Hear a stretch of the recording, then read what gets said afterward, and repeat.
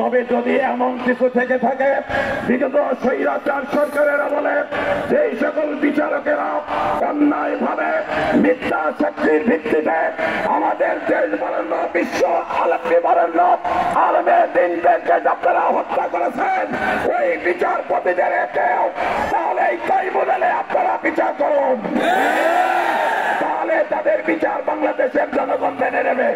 আমরা ওই অবৈধ ট্রাইব্যুনালে জামাতের কোন নেতা, বিএনপির কোন নেতা তাদেরকে যদি আবার ফাঁসি দেওয়া হয় এবং তাদেরকে বিনা বিচারে আটক রাখা হয়, বাংলাদেশের তৌহিদি জনতা মেনে নেবে না।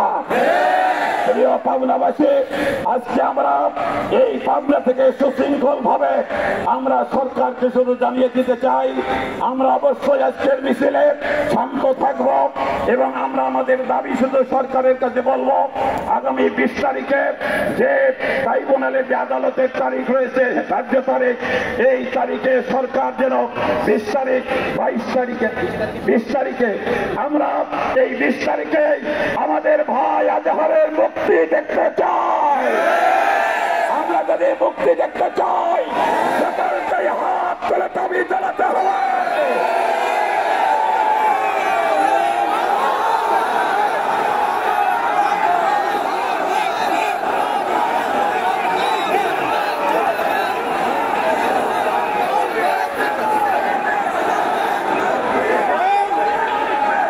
সকলকে ধন্যবাদ।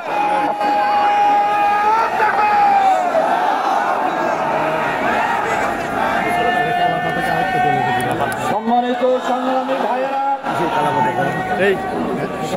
ভাইয়েরা, আমার এ পর্যায়ে গুরুত্বপূর্ণ বক্তব্য পেশ করবেন বাংলাদেশ জামাত ইসলামের কালা পতাকাটা দাও কেন্দ্রীয় মজলিসের অন্যতম সদস্য পাবনা জেলা জহুরুল ইসলাম খান।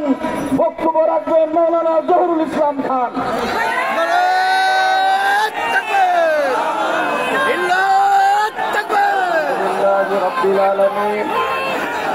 والصلاة والسلام على رسوله الكريم وعلى آله وصحبه أجمعين.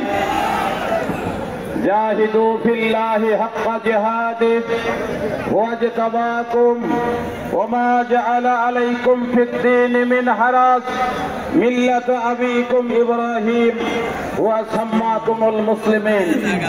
বাংলাদেশ জামাত ইসলামী পাবনা জেলা শাখা কর্তৃক আয়োজিত আজকের এই বিক্ষোভ পূর্ব সমাবেশে উপস্থিত আছেন সম্মানিত জেলা আমির, জেলা কেন্দ্রীয় নেতৃবৃন্দ, প্রিয় পাবনাবাসী, আসসালামু আলাইকুম ওয়া রাহমাতুল্লাহি ওয়া বারাকাতুহু।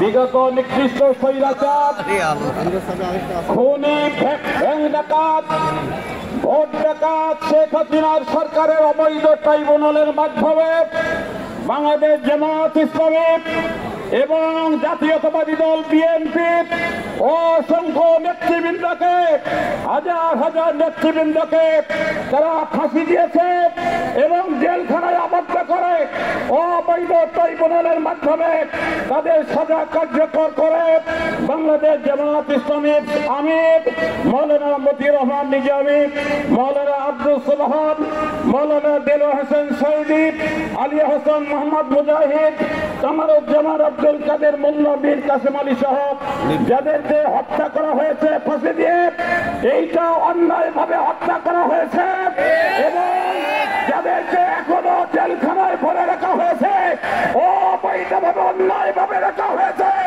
আমরা ট্রাইব্যুনাল মানি না। এই ট্রাইব্যুনাল ভেঙে দিতে হবে। এই অবৈধ ট্রাইব্যুনালের মাধ্যমে আমরা বাংলাদেশের জেল করে দেখতে চাই না। প্রিয় পাবনাবাসী, আমরা বাংলাদেশ জামাত ইসলামীর পক্ষ থেকে আজকের এই পাবনা থেকে দাবি করতে চাই, অবিলম্বে আজহার ভাইয়ের মুক্তি দিতে হবে, জামাত ইসলামের নিবন্ধন ফিরে দিতে হবে, বাংলা ফেরত দিতে হবে। পাবনাবাসী, আমরা বিগত স্বৈরাচারের ঘটানো ওই ট্রাইব্যুনাল মানিরা ওই ট্রাইব্যুনালকে ধ্বংস করে দিয়ে বর্তমান সরকারের মাধ্যমে আমরা আমাদের আজহার ভাই সহ যারা জেলখানায় রয়েছে তাদের সুবিচার নিশ্চিত করতে হবে। এই পাবনাবাসী আজকে আমরা এইখান থেকে শুধু 3টা দাবি করব। একটা হলো আজহার ভাইকে মুক্তি দিতে হবে, জামাতের নিবন্ধন ফিরে